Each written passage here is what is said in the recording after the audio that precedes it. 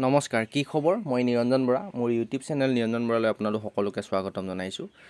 দিল্লী পুলিচৰ ফালৰ পৰা বহুত পোষ্ট খালিছে প্ৰায় 42,000 প্লাছ মানে 42,000 প্লাছ পোষ্টৰ বৰ্তমান খালী আছে সেই পোষ্টখিনি কেতিয়া মানে অহাৰ চান্স আছে এটা যেহেতু অফিচিয়েলি পাব্লিক নটিচ দেখিছে এখন পাব্লিক নটিচ লিখা আছে নটিচ জাৰি কৰিলে কৰিজন্দম জাৰি কৰিলে আপোনালোকৰ কোৱালিফিকেশ্যন কিমান লাগিব বয়স কিমান লাগিব আৰু কিমান ফিজিকেল প্ৰচেছ কেনেকুৱা হয় কিমান ৰানিং কৰিব লাগে আৰু আপোনাৰ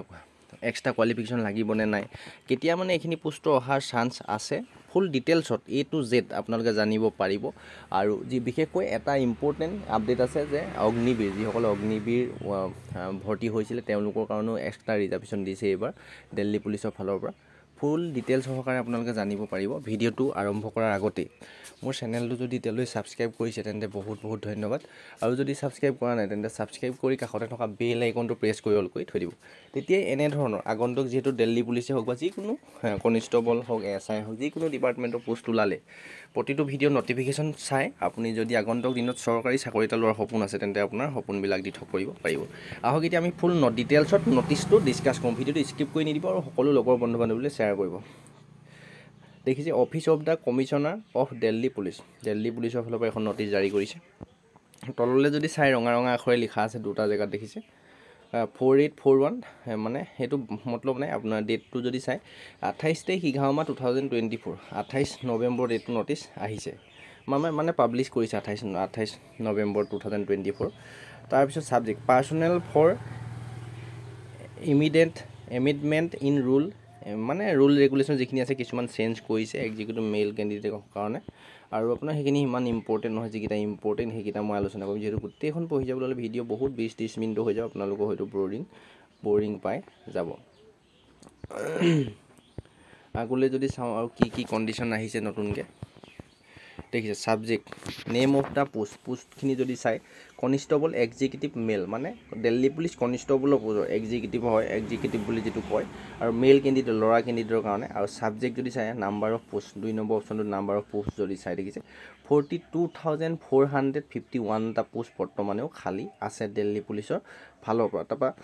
ক্লাছিফিকেশ্যন পোষ্টটো যদি চাই group C non graduated non ministerial মানে কোনো গ্ৰেজুৱেশ্যন নালাগে আৰু পে স্কেলটো যদি চাই লেভেল 4 লেভেলৰ 21,700 পৰা 69,100 টকা আৰু এইটো বেছিক চেলাৰী আদাৰ এলাউন্স মিলাই আপুনি 30-35,000 ভাল চেলাৰী এটা পাবলৈ সক্ষম হ'ব এইটো মাত্ৰ বেছিক চেলাৰীটো ইয়াত উল্লেখ কৰে তাৰপৰা এইখিনি আদাৰ এলাউন্সখিনি উল্লেখ নকৰে কিনি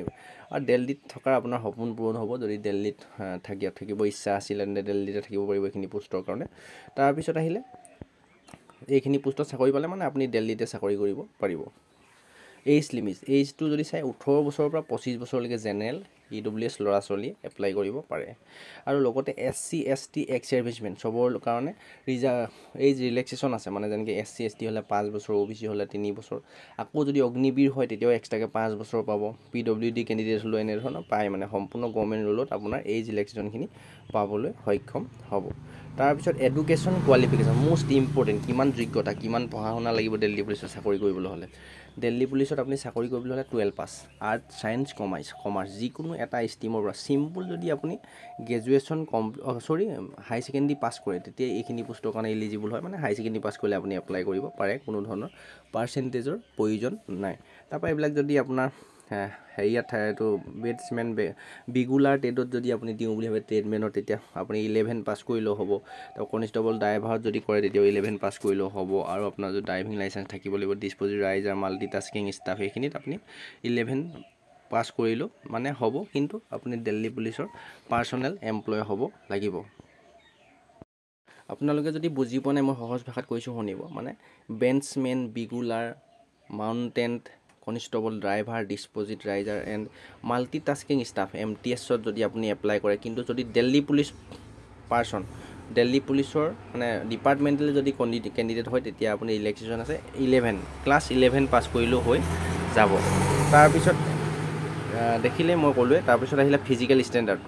ষ্টেণ্ডাৰ্ডটো কৈছোঁ আৰু আপোনাৰ তললৈ নোট এটা দিছে আপোনাৰ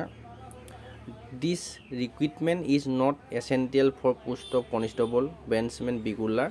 ডগ হেণ্ডেলাৰ্ছ এটচেট্ৰা মানে ডগ ট্ৰেইনাৰ আৰু বিগুলাৰ আৰু বেঞ্চমেনৰ কাৰণে আপুনি 11 পাছ কৰিলেও হৈ যাব তাৰপিছত আহিলে হাইট যিহেতু হাইটটো লাগিব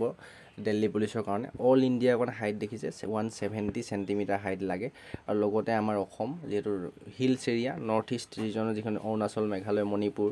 আসাম ত্ৰিপুৰা যিখন আছে তাৰ কাৰণে 5 চেণ্টিমিটাৰ শ্বুট আছে মানে 165 চেণ্টিমিটাৰ হাইট হ'লেও হৈ যাব আৰু লগতে আপোনাৰ এছ টিও যদি কেণ্ডিডেট হয় তেতিয়াও 5 চেণ্টিমিটাৰ ৰিলেক্সেশ্যন থাকে আপুনি ধৰি লওক 165 লাগে আমাৰ অসমৰ কাৰণে কিন্তু SC ST হ'লে 160 চেণ্টিমিটাৰ হাইট হ'লেও হৈ যাব আৰু আপোনাৰ যদি কিছুমানৰ ক্ষেত্ৰত ST ক্ষেত্ৰত থাকিব পাৰে 15 চেণ্টিমিটাৰ আৰু যদি SC থাকে তেতিয়া ধৰি লওক 3 চেণ্টিমিটাৰ কম 162 চেণ্টিমিটাৰ লাগিব এনেধৰণৰ যেতিয়া অফিচিয়েলি এডভাৰটাইজমেণ্ট আহিব তেতিয়া আমি ভালদৰে গম পাম আৰু চেষ্টটো মিনিমাম আপোনাৰ 81 চেণ্টিমিটাৰ নৰ্মেল লাগিব অল ইণ্ডিয়াৰ কাৰণে আমাৰ অসমৰ কাৰণে ধৰি থওক আপুনি 76 77 চেণ্টিমিটাৰ হ'লেও হৈ যাব তাৰ 5 চেণ্টিমিটাৰ ফুলাব লাগিব আৰু চেষ্টটো ঠিক তেনেদৰে ৰিলেক্সন দিছে 5 চেণ্টিমিটাৰ হাইট এণ্ড চেষ্টৰ সকলোখিনি ৰিলেক্সন পাব মানে যেতিয়া আপোনাৰ অফিচিয়েল এডভাৰটাইজমেণ্ট আহিব যেতিয়া এপ্লাই কাৰণে তেতিয়া আমি এডভাৰটাইজমেণ্টখনৰ দ্বাৰা ভালদৰে জানিব পাৰিম কিন্তু হৈ যাব আমাৰ অসমৰ কাৰণে সকলো ল'ৰা ছোৱালীৰ কাৰণে কম হাইট চেষ্টেই লাগে তাৰপিছতে ফিজিকেল এণ্ডুৰেঞ্চ টেষ্ট মই ফিজিকেল এণ্ডুৰেঞ্চ টেষ্টটো আপোনাৰ বিষয়ে জানো যিহেতু সেইবাবে আপোনালোকক জনাই থৈছোঁ চাইন অফ অপশ্যনটো দিছে for Agniveer exempted from the physical মানে অগ্নিবীৰ হওক এক্স ছাৰ্ভিচমেনে কোনো ধৰণৰ ফিজিকেল টেষ্ট দিব নালাগে আৰু বাকীখিনিয়ে ধৰি লওক মেইল কেণ্ডিডেট হ'লে 1600 মিটাৰ ৰানিং কৰিব লাগিব 6 মিনিটৰ ভিতৰত আৰু ছোৱালী হ'লে 800 মিটাৰ ৰানিং কৰিব লাগিব 4 মিনিটৰ ভিতৰত আৰু হাই জাম্প থাকিব 3 ফুট 9 ইঞ্চি মানে ল'ৰা হ'লে মিনিমাম আপুনি 4 ফুট হাই জাম্প মাৰিব লাগিব ছোৱালী হ'লে 3 ফুট মাৰিলে হৈ যাব আৰু লং জাম্প থাকিব ল'ৰাৰ কাৰণে 14 ফুট আৰু ছোৱালীৰ কাৰণে ধৰি লওক 10 ফুট লং জাম্প থাকিব এইখিনিয়ে যেতিয়া অফিচিয়েল এডভাৰটাইজমেণ্ট ফুল ডিটেইলছত আহিব তেতিয়া আমি ভালদৰে আলোচনা কৰিম মই শ্বৰ্টকৈ আপোনালোকক কৈ থৈছোঁ এইখিনিয়ে মেইন কথাখিনি ক'লোৱে আপোনালোকক আৰু কোনো ধৰণৰ তেনেকুৱা ধৰণৰ ইম্পৰ্টেণ্ট নাই বুলিয়ে ক'ব পাৰি আৰু আপোনাৰ 100% ডাইৰেক্ট ৰিক্ৰুটমেণ্ট কোনো ধৰণৰ ডিপাৰ্টমেণ্টেলি কেণ্ডিডেটৰ কাৰণে নহয় এইখিনি ডাইৰেক্ট দিছে ইয়াত 100% ডাইৰেক্ট ৰিক্ৰুটমেণ্ট বুলি উল্লেখ কৰিছে আৰু এপ্লিকেশ্যন ফিজৰ কথাটো যদি চাই OBC জেনেৰেল EWS এইকেইটা ল'ৰা যদি হয় তেতিয়া আপুনি 100 টকা এপ্লিকেশ্যন ফিজ কাটিব লাগিব আৰু SC ST আৰু ফিমেল কেণ্ডিডেটে কোনো ধৰণৰ এপ্লিকেশ্যন ফিজ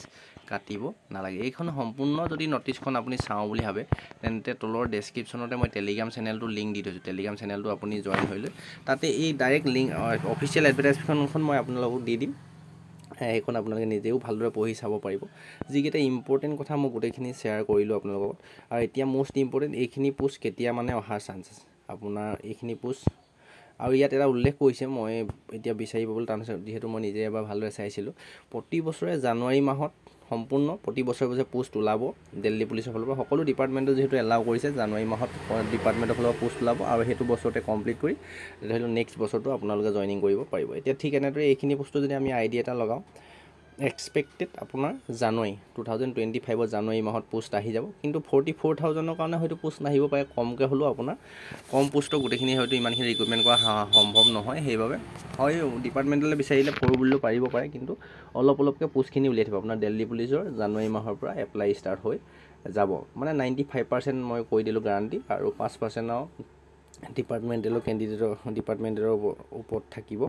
মানে আপুনি এইটো ভিডিঅ' সকলোকে শ্বেয়াৰ কৰি দিয়ক দিল্লী পুলিচৰ কাৰণে আপোনালোকে যিহেতু SSC এক্সাম পাতে এক্সামটো মেইন এক্সামত পাছ কৰিলে নেক্সট প্ৰচেছলৈ যাব পাৰিব ফিজিকেল তাৰ ফিজিকেলৰ লগতে আৰু তাৰপিছত ডকুমেণ্ট ভেৰিফিকেশ্যন আৰু মেডিকেল অনুষ্ঠিত হ'ব আৰু এটা মষ্ট ইম্পৰ্টেণ্ট যদি ল'ৰা কেণ্ডিডেট হয় তেতিয়াহ'লে আপোনালোকৰ ফিজিকেল দিবৰ টাইমত যেতিয়া আপুনি এক্সাম পাছ কৰিব LMV ড্ৰাইভিং লাইচেঞ্চ লাগিব আপুনি ড্ৰাইভিং লাইচেঞ্চটো ৰেডি কৰি ৰাখক নেক্সট আকৌ এক্সট্ৰাকৈ এটা ভিডিঅ' লৈ আহিম ইয়াত হয়তো আপোনাৰ গোটেইখিনি কথা বুজি নাপাব পাৰে ড্ৰাইভিং লাইচেঞ্চ কিয় লাগিব কি কথা আপুনি যেতিয়া ফিজিকেল দিবলৈ যাব তেতিয়া কিন্তু ড্ৰাইভিং লাইচেঞ্চ লাগিব সেইবাবে এতিয়াৰ পৰা চেষ্টা কৰক ড্ৰাইভিং লাইচেঞ্চখন উলিয়াবলৈ চেষ্টা কৰক তেতিয়াহে দিল্লী পুলিচত এক্সাম পাছ কৰিলেও ফিজিকেল দিব পাৰিব নহ'লে আপোনালোক নট ইলিজিবল হ'ব এইখিনিয়ে আপোনাৰ যিমান লগৰ বন্ধু বান্ধৱী আছিলে সকলোলৈকে শ্বেয়াৰ কৰি দিব ডেছক্ৰিপশ্যনতে ইনষ্টা আইডিটো দি থৈছোঁ ফ'ল' কৰি ল'ব টেলিগ্ৰাম চেনেলটো জইন হৈ নটিছখন চাই ল'ব নিজে ভালদৰে পঢ়ি যিমান লগৰ বন্ধু বান্ধৱী আছিলে সকলোকে শ্বেয়াৰ কৰি দিব নেক্সট আকৌ অন্য এটা অতি গুৰুত্বপূৰ্ণ ভিডিঅ' সৈতে আপোনালোকৰ সন্মুখত লগ পোৱাৰ প্ৰতিশ্ৰুতিয়ে আজি এই ভিডিঅ'টোৰ পৰা ইমানতে বিদায় লৈছোঁ চেনেলটো ছাবস্ক্ৰাইব কৰি ৰাখিব ধন্যবাদ